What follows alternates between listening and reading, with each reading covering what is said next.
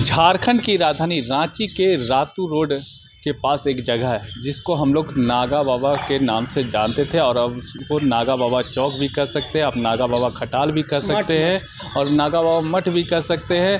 कई ऐसे जगह है यहाँ पर जो लोग हर कोई परिचित है, लेकिन इसका जो अभी का वर्तमान स्थिति है उसको लेकर हम यहाँ पर जानकारी लेने आए हैं। हमारे साथ नागा बाबा की 7वीं पीढ़ी के लोग हैं, हम उनसे बातचीत करेंगे। बाबा पहले अपना परिचय बता दीजिए कि आपका परिचय क्या है। हमारा नाम महंत आत्म प्रकाश मौनी है और मैं अखाड़ा के द्वारा हमको महंती सर्टिफिकेट दे कर के भेजा गया है और पहले जो थे वो 2022 में डेथ किए हैं और 22 में हमको महंती दे कर के भेजा गया है। और यहाँ का जो प्रॉपर्टी है जो कुछ किराएदार किराए नहीं देते हैं। यहाँ तो सरकार का हर तरह से टैक्स कमर्शियल ही लगता है और दिया जाता है, बिजली बिल से लेकर सब कुछ दिया जाता है। पर यहाँ का पैसे के जो इनकम है सालाना जैसे कि 5-6 लाख रुपया। वर्तमान स्थिति क्या है मठ का, क्या इतने अनुयायी है, क्या व्यवस्था है? अनुयायी कोई यहाँ कोई अनुयायी नहीं है, सब अपने स्वार्थ में यहाँ जो आते हैं सब दुकान के चक्कर में आते हैं, प्रॉपर्टी को हड़पने के चक्कर में आते हैं, प्रलोभन देते हैं। ज़मीन दलाल लगे हुए हैं कि किसी तरह से कुछ हमको मिल जाए।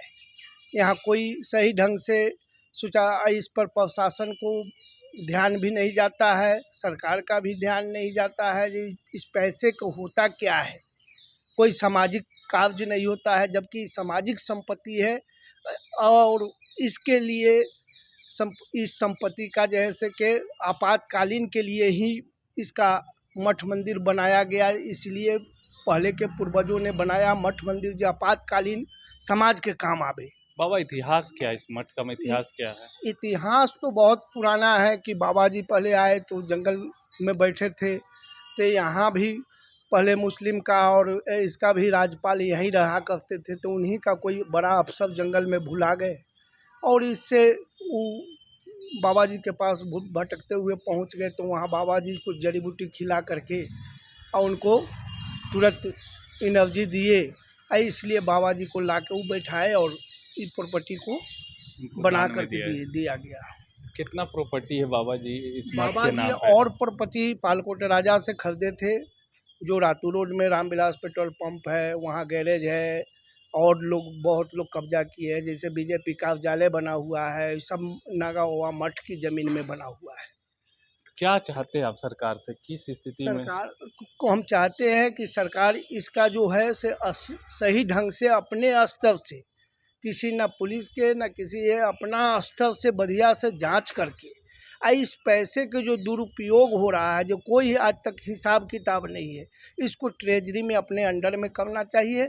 जब स्वतंत्र कोई कोर्ट द्वारा मालिक माना जाए, आज तक के 20 साल से जो है हिसाब, वो सारा हिसाब हम चाहते हैं कि अपने अंडर में सरकार करे और उसको साधु की सेवा में लगाया जाए और बाकी जैसे कि समाज की सेवा में लगाया जाए इस संपत्ति की। और जो कब्जेदारी है उन सब कब्जा को हटा करके सही ढंग से इसका संचालित किया जाए सरकार द्वारा। जब वहाँ पे खटाल था और नगर निगम और सरकार के द्वारा जब खटाल को हटाया गया, हाँ, तो वो प्रॉपर्टी किसकी थी? वो प्रॉपर्टी भगवान शिव का था और उसका भी दुरुपयोग किया गया। इतना बड़ा जगह को इतने करोड़ों रुपया लगा करके और ढंग से मार्केट नहीं बनाया गया। जो आज भी पार्किंग जो बना है उसमें जाके देखा जाए और जांच कराया जाए कि कितना पानी जमा हुआ है, गंदगी जमा हुआ है। ये सामने जो मंदिर का जगह था, वो मंदिर के जगह हम समाज के लिए दे दिए पार्किंग के लिए, उसमें भी देखिए जब फूल पत्ती लगा दिया गया लेकिन एक भी फूल नहीं बच रहा है। सब जानवर के लिए चाबी उसी आदमी को दे दिया गया जो चाबी लेकर के और खोल करके बछड़ा रखा हुआ है, वो सब इंक्वायरी कराया जाए। गंदगी देख ले। सरकार नगर निगम के तरफ से ना कोई छिड़काव है समाज के लिए, ना मच्छर के छिड़काव है, ना ब्लीचिंग के छिड़काव है, ना कोई साफ सफाई है, कोई ध्यान नहीं है।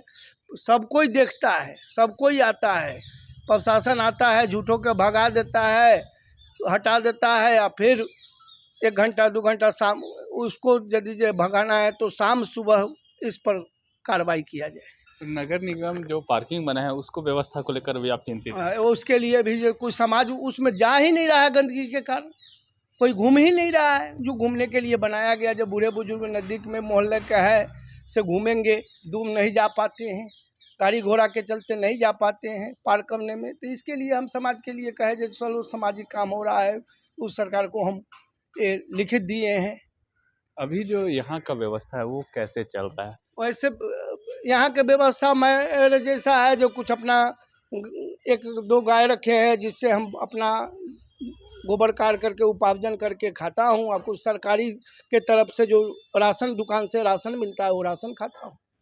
तो आपको कहा जा सकता है जो नागा बाबा का जो प्रॉपर्टी है उसको लेकर विवाद काफ़ी बड़ा है, और लेकिन जो उनके जो उत्तराधिकारी है जो 7वीं पीढ़ी में है उनके लिए कोई व्यवस्था किसी के द्वारा नहीं किया जा रहा है। ये चाहते हैं कि सरकार और ख़ास करके धार्मिक न्यास बोर्ड इसको देखे और इस पूरे ज़मीन पर अपना एक नज़र बनाए, कैसे इसको सुदृढ़ किया जाए, कैसे व्यवस्था बदली जाए, और उसके बाद जो मठ का काम होता है उसको यूज़ में लिया जा सके।